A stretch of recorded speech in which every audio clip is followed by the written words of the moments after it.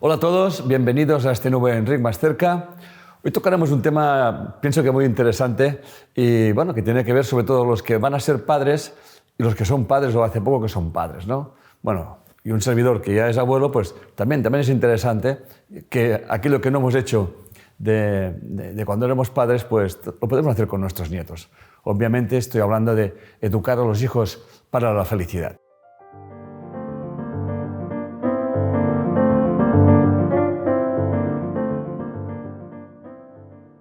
Lo primero que tenemos que preguntarnos es qué entendemos por educar para ser feliz. Y eso va a ser largo y tendido, aunque procuraré pues, ser conciso, preciso y dar alguna serie de tips pues, para que la gente o los padres o los futuros padres pues estén interesados o sepan más o menos por qué caminos o vericuetos uno tiene que estar moviéndose y también comprender que nuestros hijos cuando nacen pues hay una tendencia a cuidarlos, obviamente es natural, a protegerlos, pero hacemos una serie de errores que, bueno, no los digo ahora, lo dejo para más adelante y vamos primero a qué debemos de entender por hacer feliz a nuestros hijos, ¿no?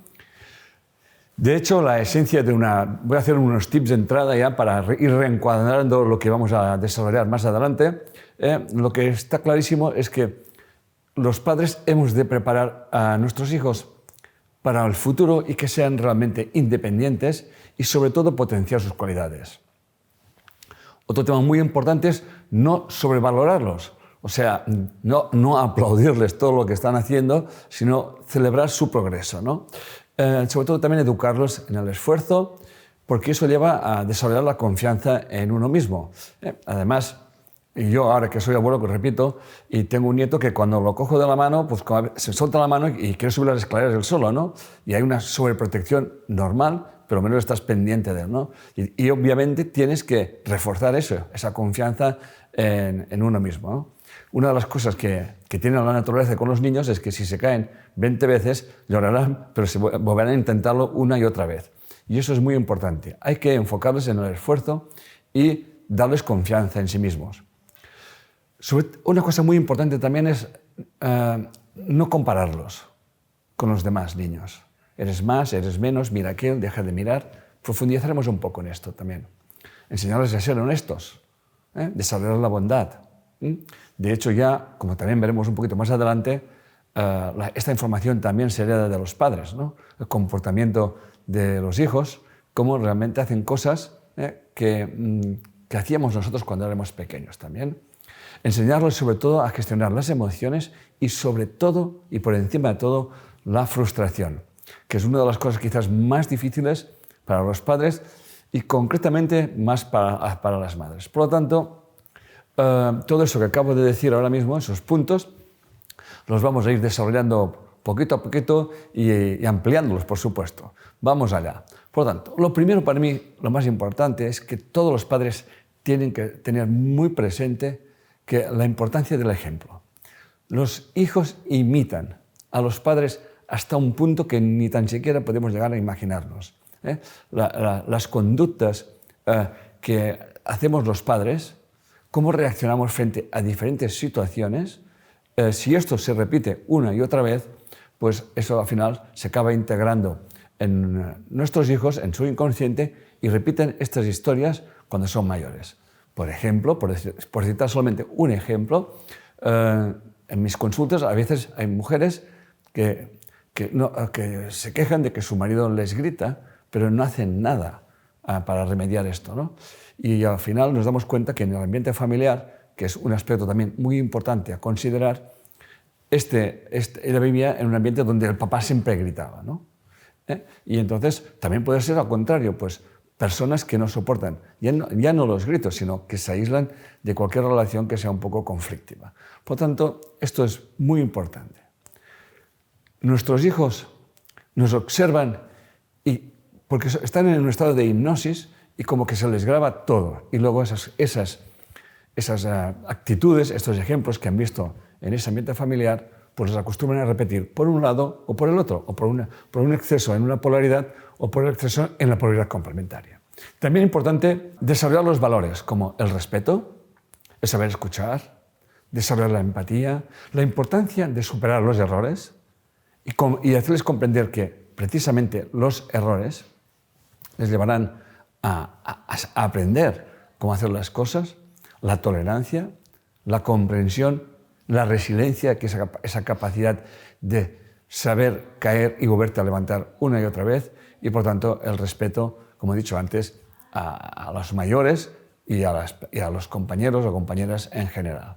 Por lo tanto, ya resalto aquí la importancia del ambiente emocional, que hablaré también más adelante, donde se cuecen, como siempre digo yo, las habas o los garbanzos, y que al final eso se repite en las historias cuando son adultos, ¿no? Y haciendo referencia a lo que estoy diciendo, voy a explicar lo que nos decía Bruce H. Lipton en su libro La biología de las creencias, y hace precisamente hincapié en eso, o sea, en la biología de las creencias, cómo esas creencias inconscientes anidan en nuestra mente y cómo se acaban expresando, como venía diciendo hasta ahora, ¿no?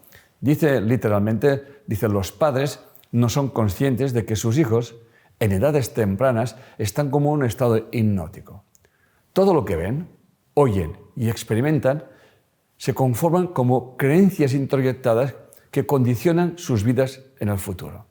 Por eso en bioneuromoción, cuando las personas vienen con conflictos y que no saben para qué los están viviendo y sobre todo no tienen recursos para salirse de ellos, siempre acabamos al final indagando en qué ambiente emocional se han desarrollado, como explicaba anteriormente, y lo que pretendemos obviamente es que tengan otra percepción, una comprensión de lo que estaban viviendo y también darse cuenta de que al final de cuentas nuestros padres también heredaron información de los suyos, comportamientos, actitudes, en definitiva maneras de hacer las cosas, de expresarse, de decirlas y de expresar o de reprimir emociones a todos los niveles. Y cuando indagamos esto y lo miramos con otros ojos, con estos ojos de la comprensión, entonces esas creencias no desaparecen, pero sí que se transforman y nuestros hijos y nosotros mismos pues tendremos el poder para cambiar nuestras vidas. También recalcar que la paternidad o la maternidad, la paternidad debería ser una palabra genérica, pero bueno, para no herir susceptibilidades hablaré de la paternidad y la maternidad. Es una oportunidad que se nos presenta a todos los que realmente hemos sido padres. Es como resarcirse o transformar a través de la autoindagación, que hablaré también más adelante, de nuestros comportamientos sin juicios, con esa conciencia de que nuestros padres pues enseñaron lo que sabían hacer y a su vez lo que también aprendieron a hacer con esas creencias introyectadas, ¿no? Cómo han condicionado sus vidas y cómo estas condicionan a las nuestras. Esto realmente es muy importante, que la paternidad es una oportunidad magnífica para madurar y desarrollar esos aspectos, de ponerse en el lugar de nuestros padres y por lo tanto de comprenderlos y no hacer las cosas al revés de cómo las hacían, como un sentido de resentimiento, como una especie de venganza, ¿no? Sino como honrándoles, pues transformando sus creencias y sus formas de ver y entender la vida, ¿no? De hecho, hay un ejemplo que se llama del muñeco bobo o de Bandura, que se muestra una película a los niños donde se maltrataba a un muñeco, ¿no? Y los niños, viendo aquello, imitaban lo visto y se inventaban nuevas formas de maltrato. Por tanto, atención, papás, si tienen que discutir, discutan, pues no sé, que no estén los hijos, pero yo les voy a explicar algo que me ocurrió a mí, ¿no? Nuestros hijos estaban todos durmiendo, hacía poco, bueno, teníamos a David, que era el pequeño, que en aquel momento debía tener 3 años o 4, no tendría más, y mi mujer y yo estábamos discutiendo en silencio en el comedor, ¿no? Estábamos enfadados uno con el otro. Y de repente vemos que, eso debían ser las 12 de la noche, llega nuestro hijo allí, nos viene, coge la mano de mamá, coge mi mano, nos hace sentar en el sofá y nos miramos mi mujer y yo y sentimos vergüenza, ¿no? Él no nos podía oír, Pero, como siempre hablo, hay un campo de conciencia, hay un inconsciente familiar, y esa información también la heredan nuestros hijos, aunque no las expresemos verbalmente. Atención a lo que acabo de decir, que no es ninguna tontería. Hay un inconsciente familiar que van acumulando las experiencias de los padres, de la familia, y que nuestros hijos también reciben. Por lo tanto, atención, que cuando tengamos que discutir, ya no se trata de discutir frente a nuestros hijos, sino la importancia de la autoindagación de los padres, que es lo que voy a tratar a partir de ese momento, ¿no? Los padres pueden preguntarme, bueno, ¿y entonces qué tenemos que hacer, no? Pues mira, lo primero es la autoindagación. Una de las cosas que tenemos que hacer todos los que somos padres o vamos a ser padres es autoindagar qué necesidades no hemos resuelto en nuestra vida, porque si no lo hacemos, si no comprendemos esto, rápidamente proyectaremos a nuestros hijos esas necesidades. Y entonces, no sé, sin ir más lejos, el famoso ejemplo de los padres entrenadores, ¿no? que a veces da una vergüenza de que mi hijo, riñéndole, y al final el hijo como que ya le da hasta miedo ir a jugar a fútbol o cualquier deporte, porque el padre grita más que... Bueno, el padre se comporta como un energúmeno, padre o madre, que no importa, que aquí va para los dos lados, ¿no? También es muy importante que muchas veces sanamos nuestras heridas, nuestras propias heridas de pequeño, y las compensamos cuando somos mayores. Y aquí yo me puedo poner como ejemplo, ¿no? He sido el mayor de 10 hermanos, como he explicado muchas veces. Cuando tenía 3 o 4 años, ya tenía 2 hermanas, pues ya se pueden imaginar como lo que yo que ya era mayor, ¿no? Entonces es como que en mi inconsciente me faltó esa... Aunque yo fui consciente cuando de mayor, en mi inconsciente alcanzó a almacenar esa información y la compensó. Y entonces yo he sido el padre de todo el mundo y todavía hoy, con mis 69 años, todavía me doy cuenta que tengo que corregir esa tendencia como a ser padre de mis hijos, que lo soy, obviamente, pero que ya son todos adultos y con hijos, ¿ok? Y por lo tanto, empezar a ser yo mismo, ¿no? Eso realmente lo he ido corrigiendo a lo largo de los años, pero es un ejemplo clarísimo de que si, por ejemplo, mi madre no me prestaba atención, yo puedo ser una madre que tampoco preste atención a mis hijos o ser una madre que es muy sobreprotectora, ¿eh?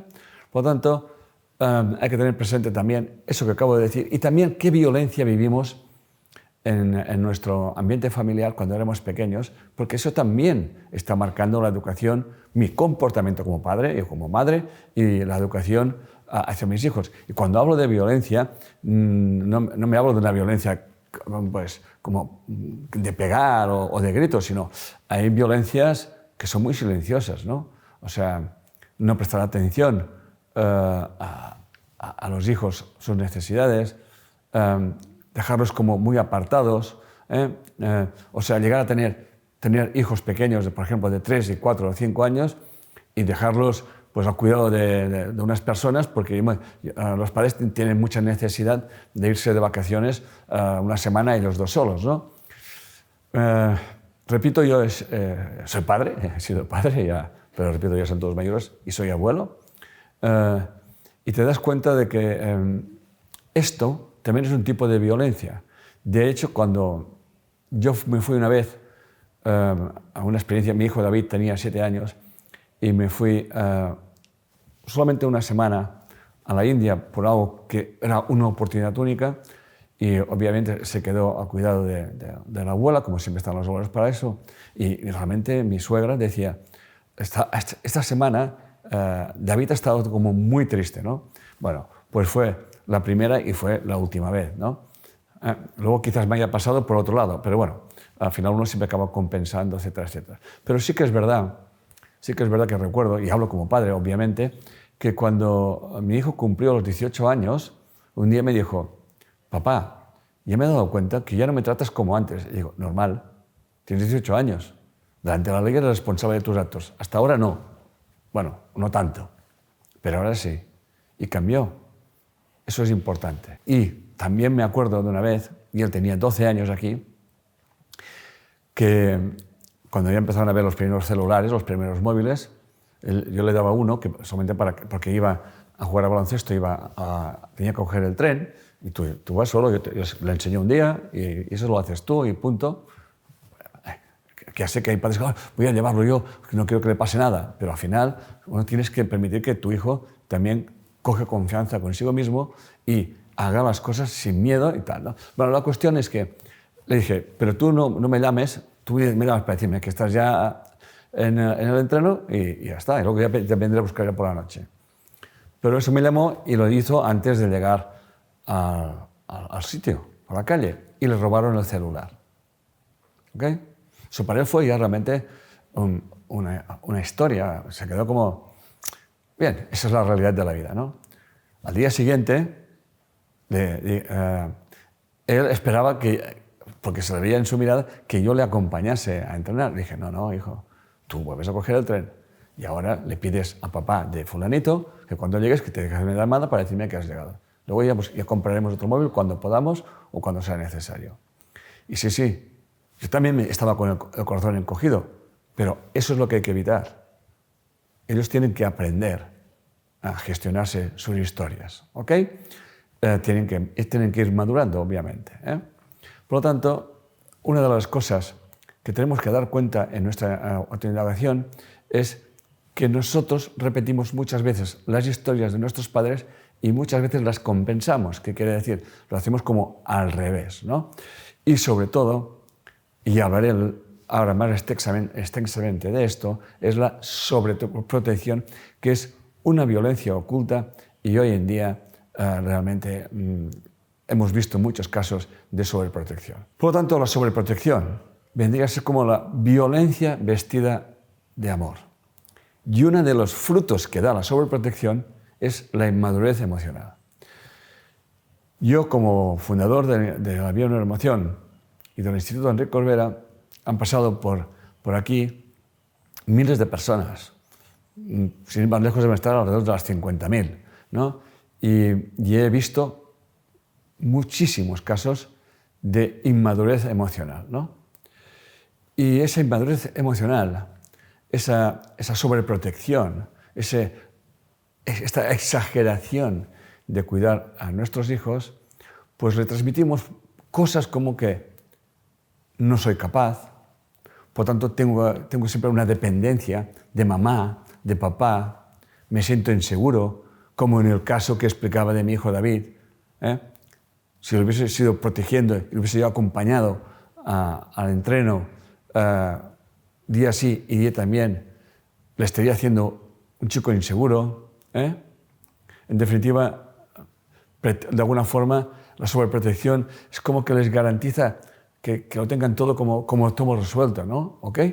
Y sobre todo, lo que evitamos es que lo que explicaba es que tengan confianza en uno mismo y que aprendan a caerse y a levantarse, ¿no? Y bueno, y a crecer con los errores, aunque muchas veces los padres, hablo por experiencia, tengamos el corazón encogido. Porque al final, si nuestros hijos tienen dificultades, cometen errores, se caen y se vuelven a levantar, les estamos enseñando la resiliencia, o sea, sobrellevar las experiencias adversas y hacerse más fuerte, mental y físicamente, ¿no? Y la sobreprotección, obviamente, coarta la resiliencia, pero 100%, ¿no? También es muy importante evitar la sobreprotección porque si no, no les enseñamos a ordenar ese vacío que es cuando me caigo y no consigo los objetivos que yo pretendo conseguir, es la frustración. Y si eres un ser sobreprotegido, cuando te frustras, cuando no consigues aquello que esperabas conseguir, cuando en realidad siempre lo tenías y solamente tenías que decir para que te lo dieran, entonces eso genera conductas realmente muy nocivas, como pueden ser, por ejemplo, las adicciones, ¿no? Y otra cosa muy importante que genera la sobreprotección es la autoestima, ¿no? Evita desarrollar la auténtica autoestima y, sobre todo, evita convertir a nuestros hijos como una especie de narcisistas, que hemos visto muchísimas veces Yo sobre todo lo he visto muchísimas veces. El narcisismo son personas que siempre lo hacen todo bien o creen que lo hacen todo bien porque desde pequeños siempre se les ha aplaudido todo y siempre lo que han hecho, ¡ay, qué bien, ay, qué bien, ay, qué bien, ay, qué bien! ¿No? Entonces, como que no tienen la empatía bien desarrollada, ¿ok? Se vuelven muy mentirosos, se vuelven muy controladores y sobre todo siempre proyectan la culpabilidad o la responsabilidad hacia los demás. Ellos siempre tienen razón y llegan a un punto que bueno, vivir, por ejemplo, con una persona narcisista es una de las situaciones que hemos visto muchísimas veces en nuestra consulta y que realmente lleva mucho dolor y mucho sufrimiento, y el narcisista siempre necesita encontrar una persona desvalorizada hasta tal punto que Dios los cría y ellos se juntan, porque si yo siempre soy el rey y soy perfecto, pues atraeré hacia mí personas que se sientan muy desvalorizadas y que siempre esperan que los demás les resuelvan los problemas. Normalmente el narcisista es muy sobreprotegido y la persona, el narcisista o la narcisista, es muy sobreprotegido y su pareja acostumbra a ser una persona muy desvalorizada o como muy abandonada emocionalmente y psíquicamente y conductualmente por los padres. Por lo tanto, como digo, siempre se acaban encontrando las polaridades complementarias. Y como leería Samara y Walker en el 2013, dice, la sobreprotección es considerada un tipo de violencia, así como un estilo de crianza deficiente, ya que eso atenta contra el aprendizaje y el desarrollo de estrategias eficientes que permitan a los niños superar los obstáculos que enfrentan el día a día o que se encuentran día a día, ¿no? Lo que estamos hablando de la resiliencia y lo que acabo de explicar ahora mismo, ¿no? Por lo tanto, la sobreprotección, he puesto aquí unos tips, unos aspectos que realmente provoca en nuestros hijos y nuestras hijas, que no estoy diciendo que sean todos, pero he puesto aquí unos 7 o 8. Hay una dependencia excesiva a los padres. ¿Les suena esto? ¿Saben cuántas consultas he tenido yo de mujeres adultas, pero adultas, o hijos adultos, y que me dicen que se quejan de que sus padres o su madre no les deja vivir? Una inseguridad, un miedo a equivocarse, una falta de iniciativa, una creatividad pobre, una irresponsabilidad, lo que hablaba antes de la inmadurez emocional, una baja autoestima, un egocentrismo exagerado como el narcisismo, esa falta de empatía que estaba explicando hace un momento, poca tolerancia a la frustración y, como dicen esos autores que he nombrado antes, pues son niños que tienen la posibilidad de sufrir bullying. O sea, de alguna forma, como cuando están en un ambiente donde no están o no se sienten protegidos y tienen poca autoestima o se muestran muy inseguros, esto es un cebo para los depredadores que están por el otro lado, ¿no? También que son sobreprotegidos, pero que además son muy sobrepotentes. O sea, es el típico narcisista que siempre está rodeado de sus alcohólicos y van a buscar las víctimas, que son gente que realmente tienen una baja autoestima y una poca capacidad de resiliencia. Por lo tanto, he explicado estos 6, 7 tips importantes, que hay muchos más, que realmente pueden mostrar nuestros hijos si son sobreprotegidos, ¿no? Luego, uno de los aspectos que también tenemos que cuidar nosotros los adultos es qué tipo de diálogos mantenemos entre nosotros y también con nuestros hijos. Voy a poner una serie de ejemplos, ¿no? Por ejemplo, mamá te querrá si recoges los juguetes. Gracias por ayudarme, hijo. Decir, por ejemplo, también estoy muy orgulloso de ti. Y hay que cambiar esto como veo que estás avanzando y te vas superando. Sigue así trabajando de esta manera, ¿no? Y en lugar de decir, eres un mal educado, decir, me estás hablando sin respeto. A ver si aprendes a respetarme o saber respetar a los demás. Sobre todo también hay que evitar las comparaciones y poner etiquetas. Es que tú eres así. Yo tenía una etiqueta típica que aún me cuesta sacarla, que es este es un rebelde. No obedece nunca, siempre, en fin. Atención a las etiquetas, que eso no solamente lo hacen los padres, sino que también lo hacen o lo hacían muchos educadores, ¿no? Por lo tanto, no compares a tus hijos, no les pongas etiquetas, y sobre todo esas comparaciones que siempre son odiosas, pero pueden ser muy dolorosas. A ver si haces como tu amigo, que estudia más que tú, o eres un gamberro y nadie te va a querer, ¿no? Es mejor decir, esfuérzate y sé persistente en lo que quieras conseguir, en lo que te gusta, que yo estaré a tu lado para apoyarte, por ejemplo, ¿no? ¿Ok? Luego otro aspecto muy importante también, y que ya no va solamente para educar a los niños, sino que eso ya también lo he visto en adultos que quieren tener todo súper controlado. Hay personas que son obsesivas en el control, y es porque realmente no se les ha enseñado a vivir en la incertidumbre. Cuando yo en mis conferencias, en mis charlas y en mis consultas hablo de la incertidumbre, mucha gente arruga la nariz, como quiero decir, y caemos en una falsa trampa de creer que podemos controlarlo todo, ¿no? Por tanto, una de las cosas que realmente indican madurez es sobrellevar, saber tolerar la ambigüedad, ¿no? O sea, dejarse sorprender un poco por cómo va a surgir las cosas, ¿no? Y esa capacidad de vivir en la incertidumbre te permite, pues, estimular tu creatividad. Eso lo decían unos autores, Gelson y Pals en el 2000 y también Sternberg en el 1995. Por lo tanto, fíjense bien que cuanto más sepas vivir en la incertidumbre, más creativo eres. La verdad es que yo puedo hablar de mí mismo de esto, ¿no? He sido una persona que he vivido desde muy pequeño como que me he tenido que desarrollar la confianza en mí mismo, pero a la vez, cuando he sido padre, he pecado de ser excesivamente protector, y eso ya me lo corregí en su día y ya lo he explicado. Me di cuenta de este error rápidamente, ¿no?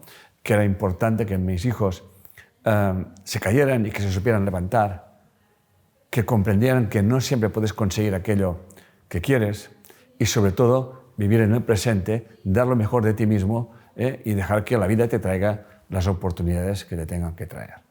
Por lo tanto, la incertidumbre, bien elevada y equilibrada, te lleva a un crecimiento personal en todos los ámbitos y, por lo tanto, al final tenemos individuos que tienen una gran confianza en sí mismos. De hecho, cuando era ya un poco más mayor, que podía tener 12, 13, 14 años, que había tenido muchos problemas en la educación, en el aprendizaje, me hicieron un test psicológico y una de las cosas que realmente dijeron de mí, un aspecto que realzaban como muy importante, era la gran confianza que tenía en mí mismo.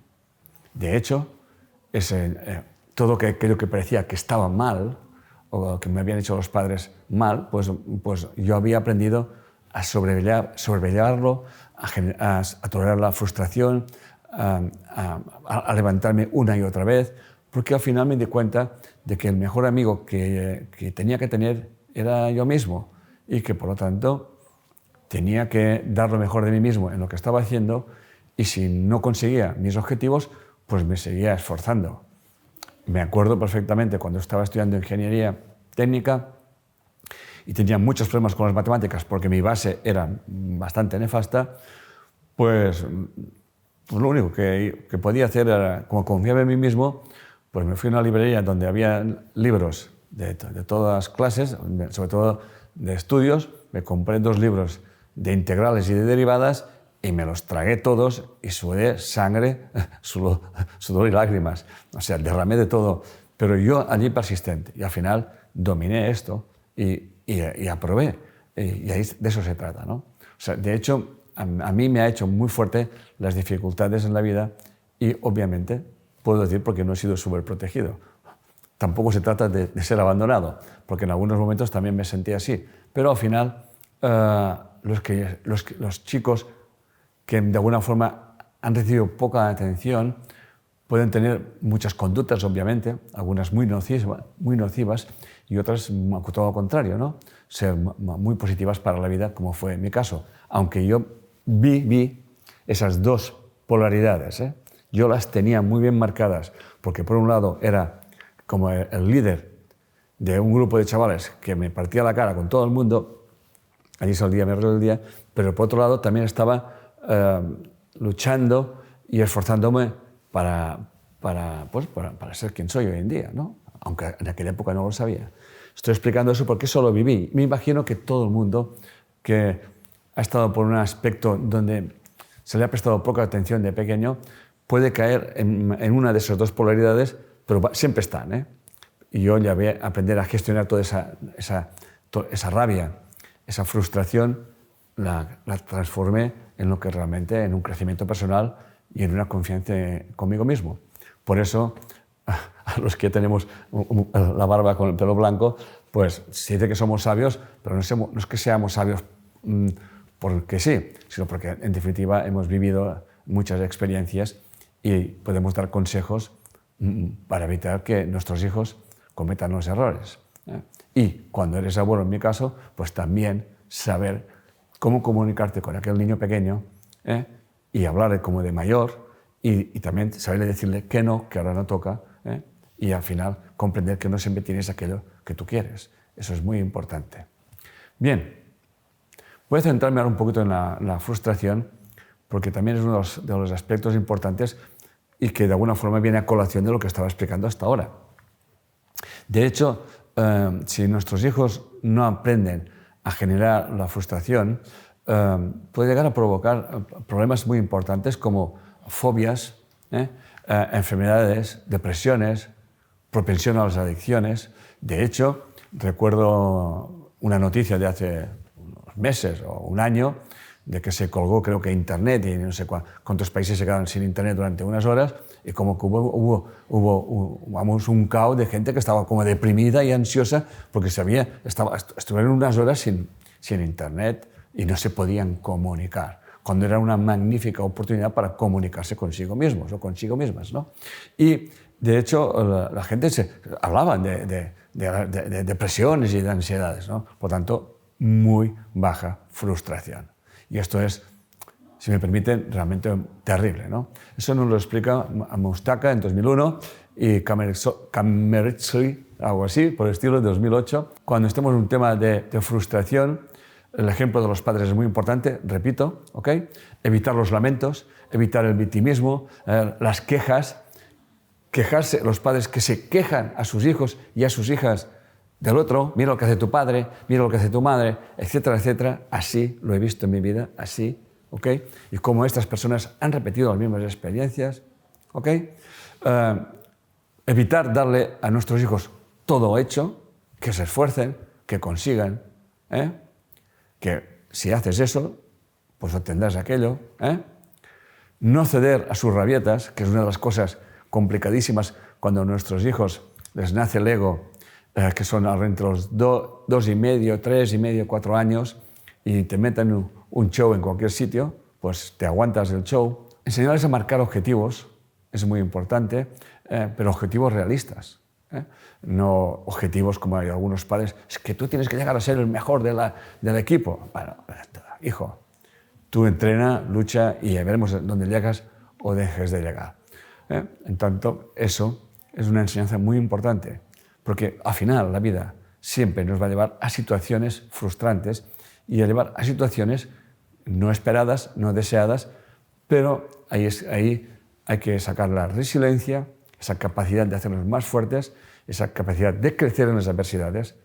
Y como siempre digo, caminos fáciles no llevan lejos, y las tormentas siempre están a favor del marinero. Por lo tanto, las dificultades que tengan nuestros hijos, aunque nos duelan, hemos de permitir que las pasen para que ese quede como un recurso cuando sean mayores, ¿no? Por lo tanto, cuando tengáis a vuestros hijos y realmente os cueste eso que estoy explicando, lo que tenemos que hacer los padres es ¿cómo genero yo la frustración? Y eso es lo que enseñamos realmente en Bien a la Emoción, ¿no? O sea, damos cuenta que muchas veces, cuando nos autoindagamos, tenemos unas conductas, he puesto 2 o 3, que realmente acostumbran a pasar. Cuando hay una frustración, pues muchos padres hacen un exceso de actividad para no pensar, como pues, el trabajo, por ejemplo, ¿no? Consumir productos, pues, tóxicos o tener experiencias que dan placer instantáneos, ¿no? Refugiarse en conductas como adictivas, juego, exceso de trabajo, etcétera, etcétera. Y sobre todo, juzgar y criticar a los demás y entrar realmente en comparaciones, que es una de las cosas que también nos ha pasado y hemos vivido, ¿no? La crítica que hemos vivido en casa, por ejemplo, yo me acuerdo que una de las peleas que siempre tenían mis padres es que, yo debía ser muy pequeño, pero debía ser muy común, porque para que me acuerde, ¿no? Eso queda grabado, ¿no? Es inconsciente, como mi padre le decía a mi madre, bueno, vamos a ver a tus padres, y mi madre contestaba, que vengan ellos, que hay la misma distancia, ¿no? Y bueno, pues ahí estaba. Yo al final, como ya iba por mi bola, y con 5 o 6 años me iba yo a casa de mis abuelos, porque estaba allí mis primos, y en fin, y jugaba con ellos, etcétera, etcétera. En aquella época podías moverte por el pueblo y andar 2 o 3 kilómetros, que bueno, pocas cosas podían pasarte, porque estas cosas también son muy diferentes. Pero bueno, nadie me preguntaba nada, ¿eh? O sea, yo decía, voy a casa de los abuelos, de sus padres, y mi madre no iba, ¿no? ¿Okay? En cambio, sí que soy consciente de que mi padre iba a ver a sus padres, y me acuerdo que iba con ellos. Por lo tanto, la historia que tenía mi madre con mis padres, luego de mayor ya la supe, pero bueno, tampoco viene a cuento explicarlas aquí ahora, ¿no? Bien, por lo tanto, vamos a hacer una pequeña pausa y voy a hacer una reflexión, porque hay mucha información, como pueden ver, les estoy dando. Ya lo he dicho al principio, y solamente estoy haciendo un resumen y maneras de enfoques que ustedes pueden realizar o corregirse para que sus hijos, pues, bueno, para que no sean unos inmaduros emocionales. Y si sus hijos ya son mayores, pues nunca es tarde si la dicha es buena, ¿eh? Por lo tanto, la reflexión es la siguiente. Cada vez que nuestros hijos manifiesten su incapacidad para gestionar sus emociones ante la frustración, tenemos la oportunidad de revisar cómo manejamos la nuestra. ¿Ok? Porque si podemos revisar cómo manejamos nuestra frustración, entonces podemos ser un buen ejemplo para nuestros hijos. Bien, ahora vamos a hablar de la autoconciencia emocional en la educación de nuestros hijos. ¿Ok? La clave, las enseñamos en Bien Emoción, la importancia de utilizar los conceptos emocionales y cómo gestionarlos, ¿no? ¿Qué palabras tenemos que emplear? O sea, emplear palabras más concretas, más específicas y no tan genéricas. Por ejemplo, es muy importante tener presente que cuando yo hablo, las palabras que yo estoy empleando están moviendo unos estados emocionales. Nos hemos acostumbrado a emplear palabras ambiguas y genéricas. Por ejemplo, estoy triste, estoy enfadado, tengo miedo. Pero, vale, triste, menos mal que nos podemos poner tristes, y menos mal que nos podemos enfadar, y menos mal que tenemos miedo, ¿no?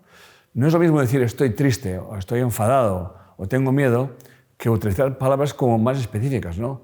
Hostia, ahora mismo me siento un miserable, ¿no? O estoy nostálgico de una experiencia, ¿no? O me siento atrapado en esa situación, o estoy llevando una carga con esto que me está pasando con mis padres, ¿no?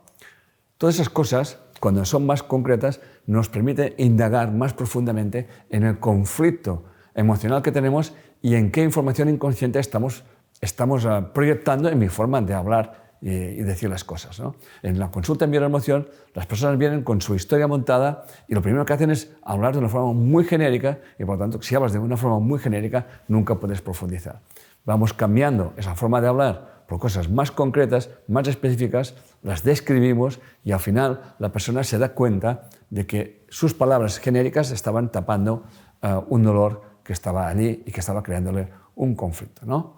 Por lo tanto, hablar más concretamente y específicamente en realmente cómo uno se llega a sentir, eso permite indagar sobre todos los estados emocionales y aprender a gestionarles y darles salida. ¿Ok? Por lo tanto, tomar conciencia de nuestras emociones. Nos evitaría una cosa muy importante que he dicho antes, que es caer en la trampa de justificarlas y caer en la trampa de contarme una historia que justifica mis comportamientos, ¿no? Por lo tanto, cuando somos conscientes de eso, evitamos jugar al juego de la culpa, que también es una adicción, ¿ok? Y también nos permite, pues, cambiar nuestra percepción, y ese cambio de percepción produce cambios conductuales y, por lo tanto, nuevos objetivos, ¿no? Y una de las cosas que también ayuda muchísimo es escribir. Por ejemplo, un servidor, cuando se encuentra en un estado que no hace mucho que viví, que como me sentía, como no sabía cómo gestionar aquello que me había realmente alterado y no sabía qué hacer, escribí. Y cuando escribí todo aquello, mis palabras brotaban como que si fuesen dictadas, pero realmente estaba hablando mi inconsciente, mi alma. Escribí. Cuando acabé de escribir, se lo enseñé a mi mujer y me dijo, realmente has escrito algo muy hermoso, ¿no? Y que expresa tus sentimientos, pero hay algo que realmente es muy, muy, muy, muy hermoso. Estás hablando de ti, no estás hablando de los demás.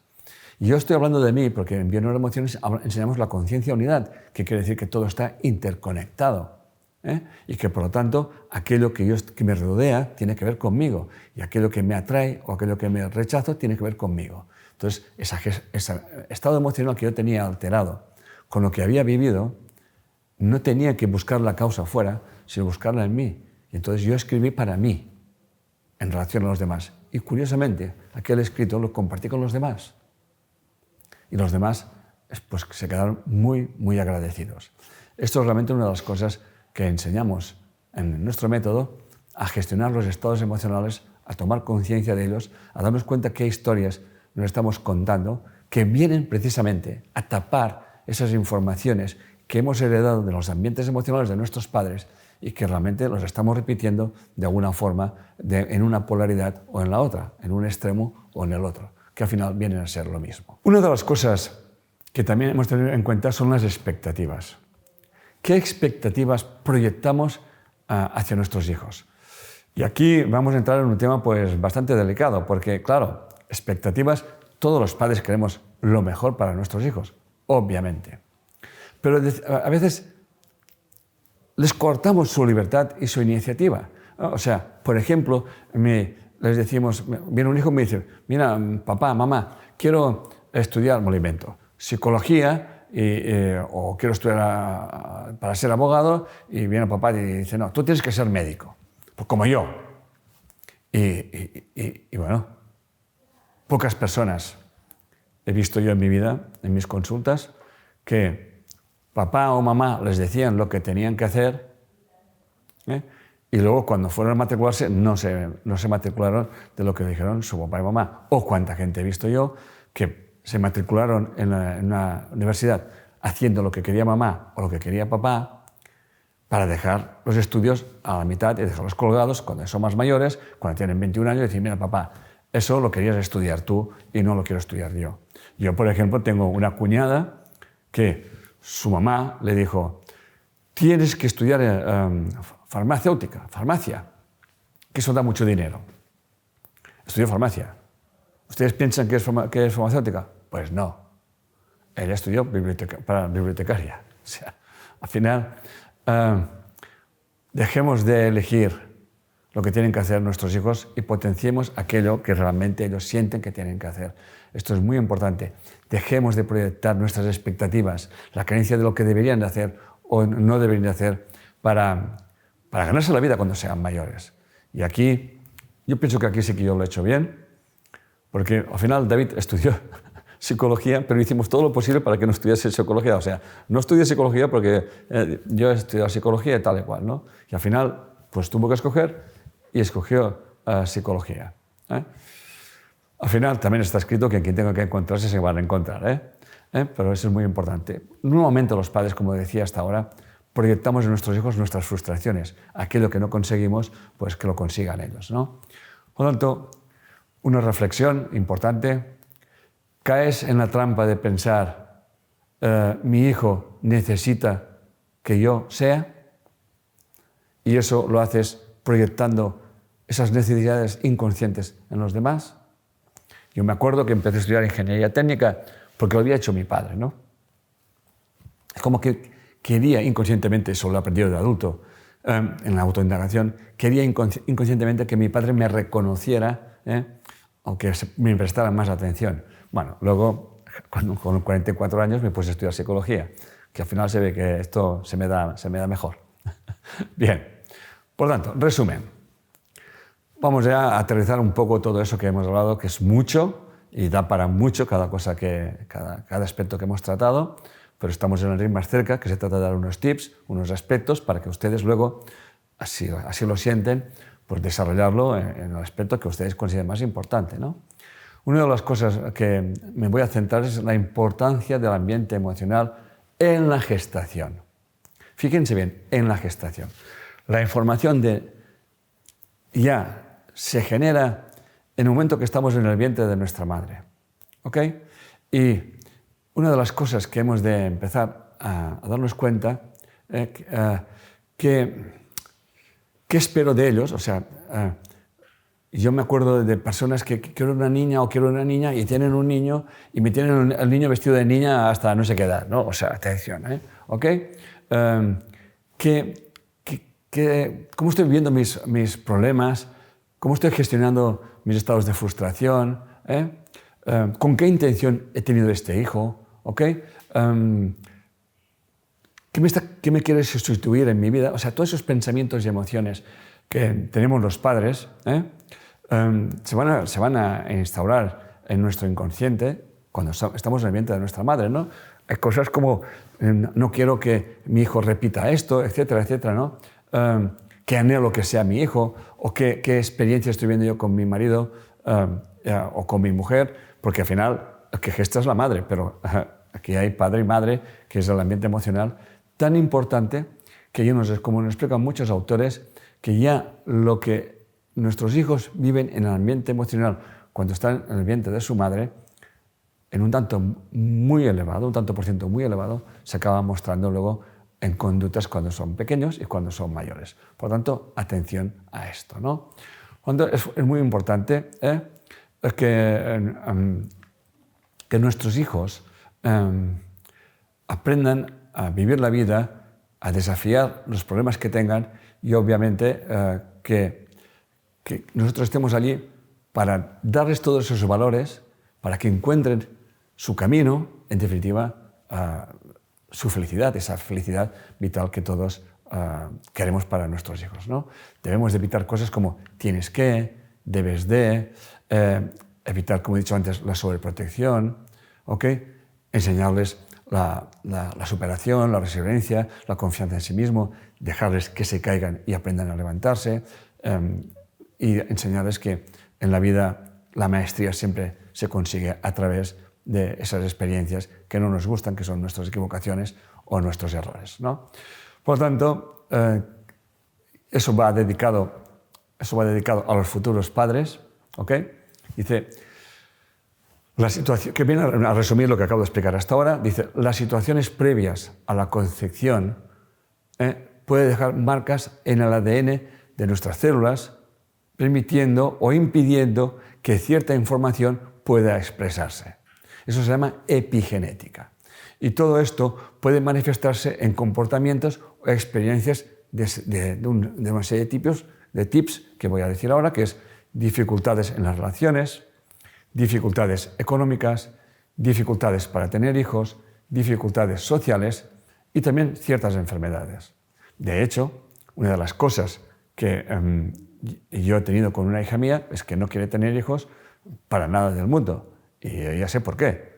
Porque yo estaba en un exceso de padre y no solamente... Bueno, yo lo llegaba a decir, yo no tendré hijos, pero luego pasé a tener un montón de hijos, simbólicos sobre todo. ¿Ok? Por lo tanto, conclusión ya. Claves para educar a nuestros hijos, porque, repito, hemos explicado tantas cosas que las voy como aterrizando un poco. Es muy importante desarrollar el apego seguro, o sea, que nuestros hijos sientan que estamos allí, pero que no sientan que les estamos coartando su libertad. Una conexión emocional equilibrada. Vivir en un ambiente emocional de confianza y de seguridad. Y establecer límites saludables. Ni permitir que ellos hagan lo que les dé la gana, ni nosotros meternos en sus vidas. ¿Ok?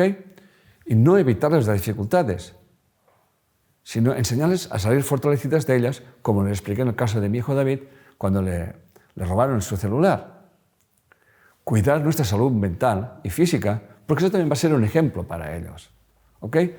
Un ejemplo de confianza en uno mismo, de saber gestionar los estados emocionales, de evitar las quejas, de evitar el victimismo, porque al final ellos lo están aprendiendo todo eso, ¿no? Y saber que a veces más vale obtener algo a un largo plazo que no a corto plazo, porque hoy en día vivimos en una sociedad donde los jóvenes son de plug and play, o sea, enchufar y obtener, ¿no? Y se frustran enseguida si no obtienen rápidamente aquello que esperan, ¿no? Por lo tanto, esos tips que estoy explicando son muy importantes para que nuestros hijos pues, desarrollen esas cualidades de las cuales he explicado hasta ahora. Por lo tanto, hay una pregunta que se me hizo muchas veces, que es, ¿cómo debemos de educar a nuestros hijos? Pues muy fácil, con el ejemplo.